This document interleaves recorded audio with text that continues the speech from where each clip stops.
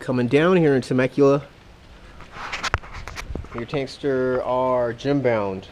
Upper heavy day. Of course, I'm going to take it light for my shoulder. Tankster's going to do his thing. I'm gonna stay in the higher rep range and just really keep the RP down. 8, 7, 8.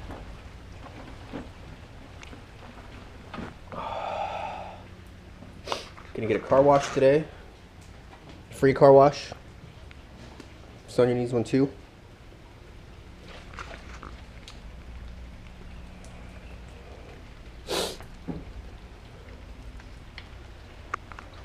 Alright, let's get it. Game day. Going down. You go, I go, you stay, I stay.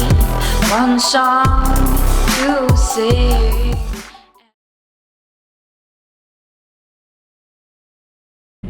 Guys, just I was looking over the questions for our Q&A video that's coming up, and I appreciate all the questions. Thank you for participating. It looks like it's going to be a fun Q&A. A lot of fun questions, personal questions that we're going to answer. But I want to answer one question. I was looking over it last night, and it's in front of my car. Someone asked me if I was a car guy, why I didn't get the M3. Because right now I have the I got it in 2000. I got it last year. I've had the car almost it's about a little bit over a year and a half. So I got the 328, 2013 328, and someone asked me why I didn't get the M3. I did my research, and I am a car guy. I'll talk about that in a second, but I was doing my research on the newer Gen 3 series, and I found out that all the 3 series models actually come with the twin turbo, 4-cylinder twin turbo, and not just the 335 like the previous generations. So I knew that only the 335 had the twin turbo. So I found out, yeah, all of them come with the twin turbo in the newer gen. So I was like, I looked at it like it was either the 328 or the M3. There was no in between. I don't think the extra money for the 335 was worth it. So to me, in the newer gens, it's either 328 or the M3. And I did want the M3, but at the time, I needed a newer car, or I wanted a newer car. I didn't need it. I wanted to get out of my Subaru. I had a WRX, in 2007 WRX, and at the time, Sonia still had her older 2007 Solara, which is Tanksters now, and I couldn't justify getting myself an M3, more of a $75,000, $80,000 car, and have my wife still driving around in her older car. So I went with the 328, and my goal was to get Sonia an X1 the next year for her birthday. That was my goal, to get her into her X1.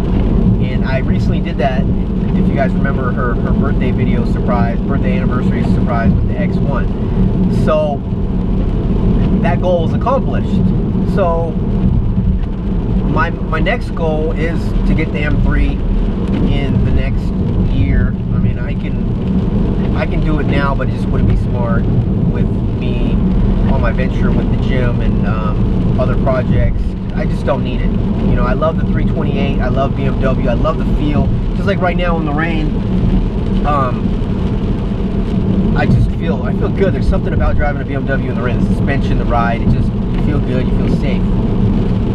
And yeah, I love the 328. Love the interior. I love the feel. It's a perfect size for me. But the next goal is at least that M3, maybe something else. I've been looking at the Audi R8. It's not very practical, but then again, we have the X1 for Sonia, and that's what we drive around for when we go out with as a family. When we all go out, we ride that. We don't even take my car. So my car is pretty much just for me and Tankster going to the gym. So I looked at the R8. It's not practical. It's real small, no trunk space, but it's possible. We'll see. You know, it's not a priority of mine. My next car is not a priority, but cars have always been a big part of my life. So to answer the question, being a car guy, I grew up. Come on, I'm Filipino. Into the import cars. I've had like over, I would say, 15 different cars. Just buying, selling, you know, trading in. My first car was an EG hatch 95, stock motor. I was like 16 when I got the car. So I didn't have any money to do a motor swap or anything like that. But I'll name my first. Let's see if I can name them all real quick. CRX is later down the road. The EG, and then I got a 93 Prelude. It was the non-VTEC. After that, I got the CRX, a 91 SI. That was probably my most favorite car. 91 SI was white, single cam, the single cam D16 motor, non-VTEC. I had all the bolt-ons on that thing, and it was quick because, you know, the old CRX is super light, so it responded real well to all the bolt-ons. But I would take that to the. I used to go to San Diego Qualcomm for the legal races for the 1/8 mile track, and I've been to like Palmdale a couple times for the quarter. CRX, I remember it was running like a 9.8 on the 1/8. I can't remember my quarter mile time, but that was my favorite car. After that, CRX, I actually moved and needed something way more reliable because the tranny kept going out in that CRX, and it was I couldn't afford it at the time, so I got an XB, the box, because I was commuting to Rancho Bernardo. I needed something reliable. I couldn't handle that thing. That thing was super slow, but I still fixed it up, modded it out, like put on bolt-ons and dropped it, but I was still young. After that, the XB, I actually tried to get out of the whole import thing, and I got a truck. It was like a 2005 Frontier crew cab. Then I got bored of that. I actually traded it in, and I got a 2005 or something, brand new GLI, the Volkswagen, the Jetta. You know, people would always say, that's a Jetta. The girl's car. I'm like, no, it's a GLI. It was pretty much their higher end Jetta. That car was nice.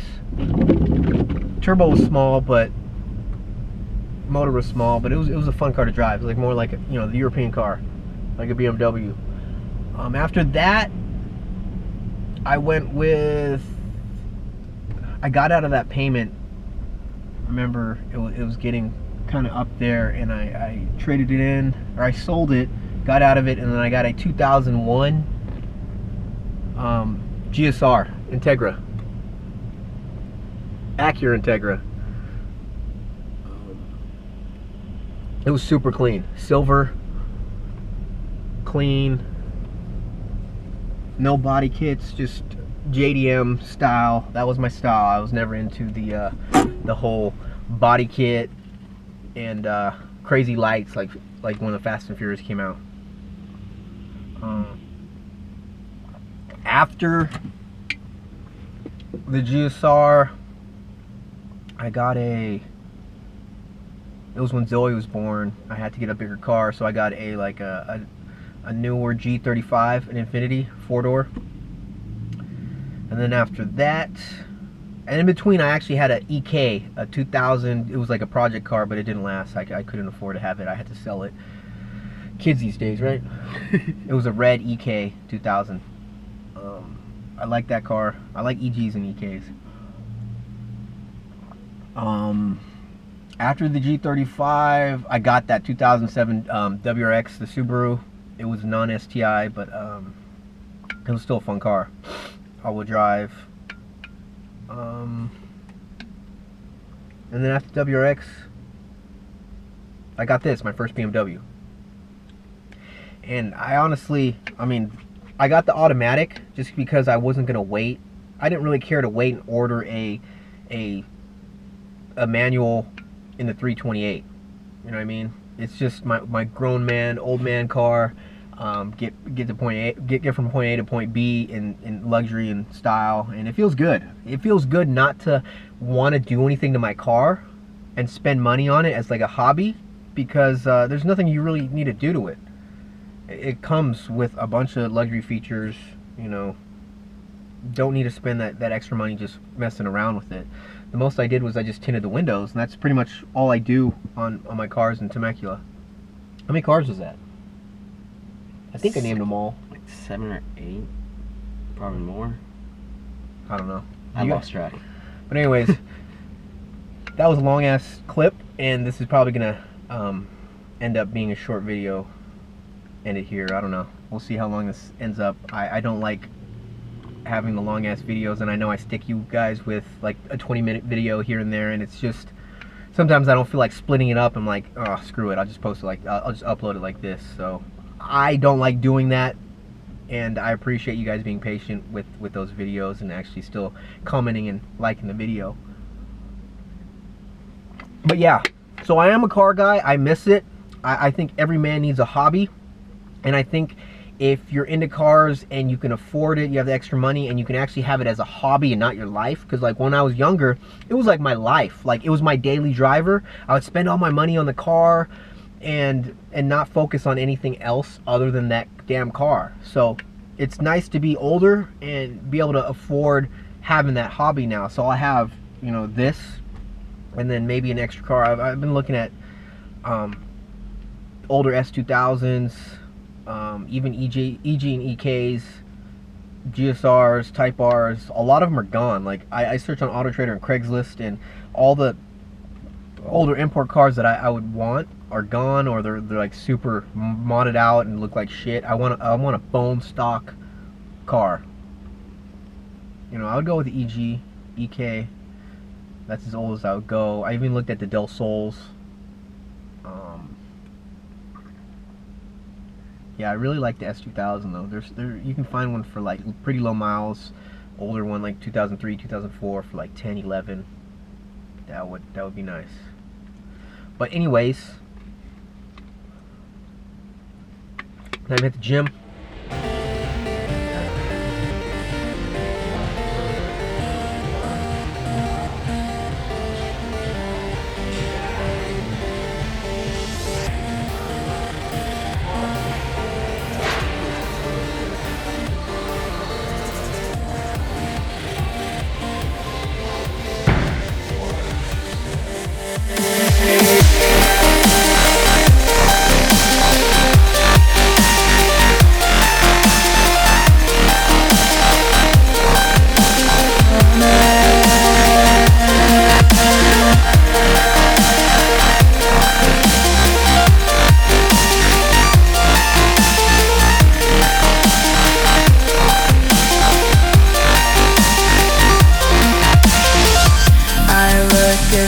Fill the frame. They say we're lost without aim. Today the stars will be red. Soon blue will guide us instead.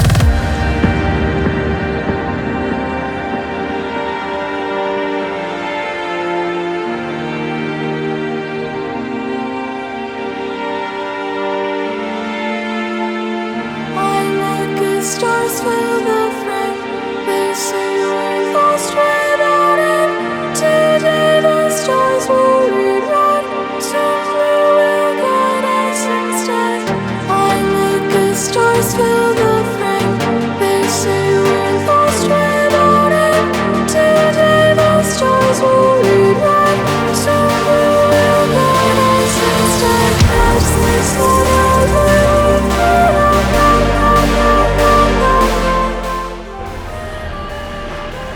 What's up, guys? We are at Chipotle for a post-workout meal. But real quick, while in the car, I want to show you guys something real quick.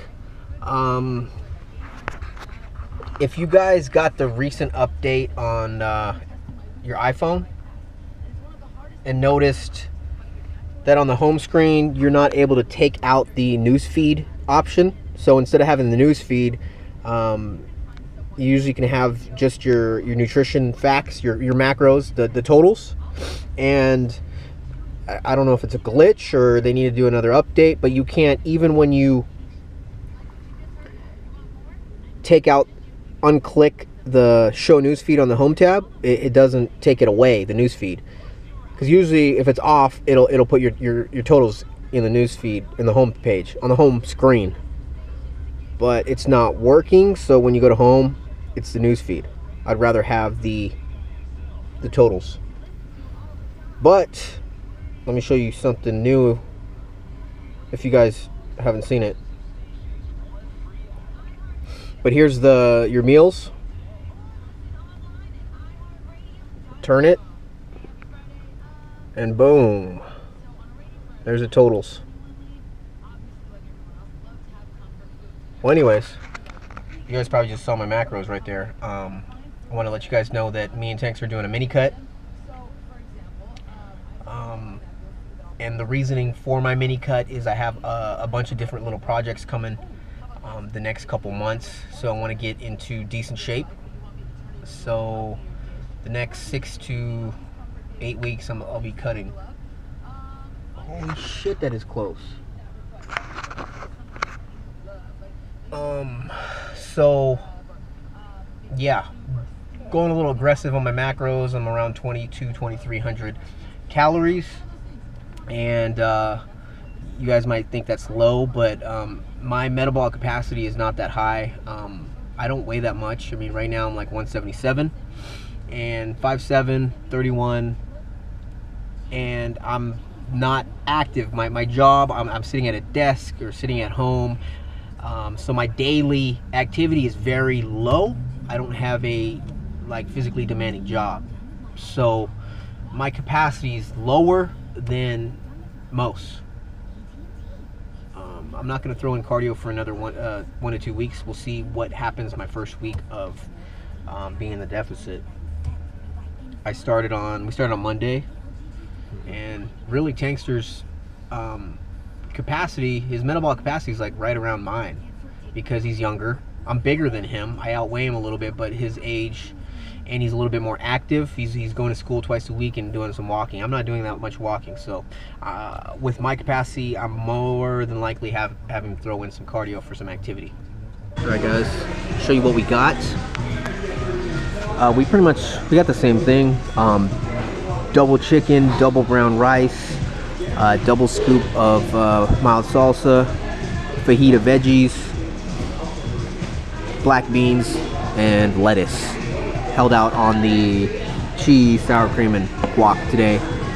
Fat is limited, so still high on carbs, still high on protein. Coke Zeros with some lemon on the bottom. That's it, guys.